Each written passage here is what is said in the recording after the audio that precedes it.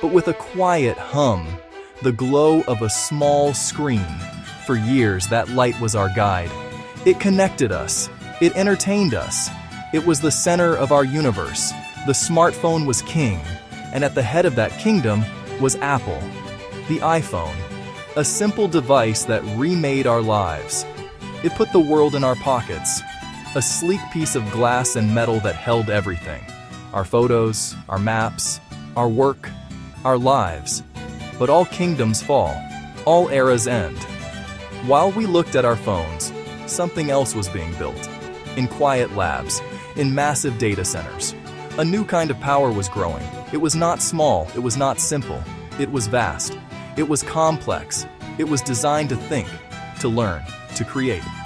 This new power was fueled by a new kind of engine, an engine with a name, Blackwell, H100. These are not phones. They are chips, and they are changing everything. A digital empire. NVIDIA's trillion-dollar valuation. Money is a measure of power. It shows where the world is placing its bets. And right now, the world is betting on NVIDIA. The company's market value has soared. It has crossed into the trillions, a number so large it is hard to grasp, reserved for nations, for empires. This is not just a successful company. This is a financial fortress, a digital empire built on silicon. Its value reflects a simple truth: NVIDIA holds the keys to the future. This rapid rise is not an accident. It is the result of a long-term vision. For years, NVIDIA made chips for video games, graphics processing units to render beautiful, complex images. They were good at doing many simple calculations at the same time. Parallel processing. It turned out this same ability was perfect for training AI models, the perfect tool for the job. NVIDIA was ready when the AI boom arrived, with the right product at the right time. Look at the numbers. They tell a story of incredible demand. Data centers are the new factories, and NVIDIA's chips are the new assembly lines. Companies like Amazon, Google, and Microsoft are buying these chips by the tens of thousands. Each H100 can cost tens of thousands of dollars. The profit margins are enormous. The demand is relentless. Every company that wants to compete in AI needs these chips, the essential ingredient. This creates a cycle of dependency, a cycle that feeds NVIDIA's growth.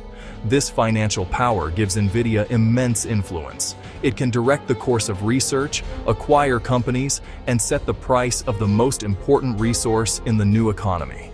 Investors see a foundation upon which an entire industry is being built. It is the heart of a new industrial revolution. NVIDIA's ambition goes beyond the cloud, beyond the data center. The company is not just building brains for AI. It is building brains for bodies. The foundation for a new generation of robots. Robots that can learn, that can adapt, that can work alongside humans in the real world. This project has a name. It is called GR00T, Generalist Robot 00 Technology. It is a bold vision for the future of robotics. The old way of building robots was slow, painstaking.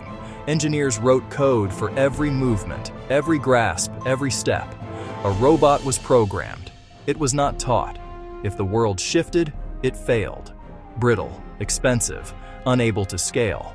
The world is too complex for rigid programming. A new approach was needed. GR00T changes the game. A general-purpose model for robotics. Train robots like AI. Set a goal. Let them learn through trial and error. Let them learn from observing humans. Let them learn in vast, simulated worlds. The robot's brain is trained on NVIDIA's powerful chips. It learns before it ever moves a single physical gear.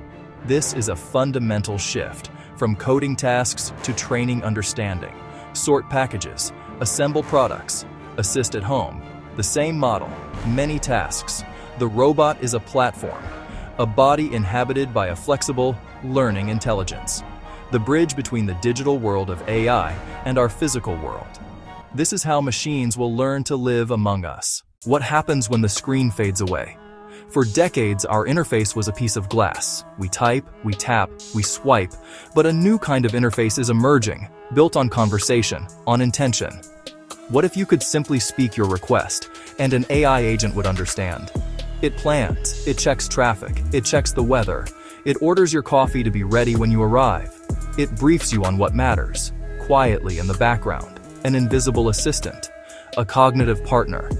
The technology recedes, the friction between you and your goal disappears. This future is not powered by the phone in your pocket.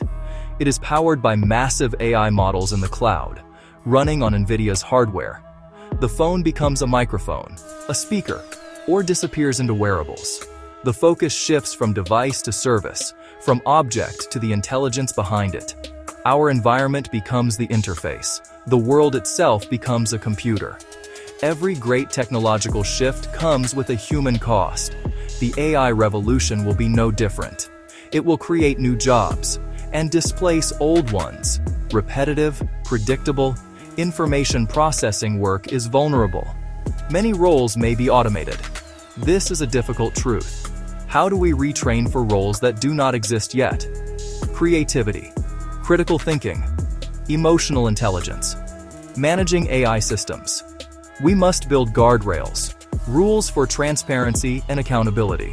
The technology sprints. Our laws and ethics must keep up.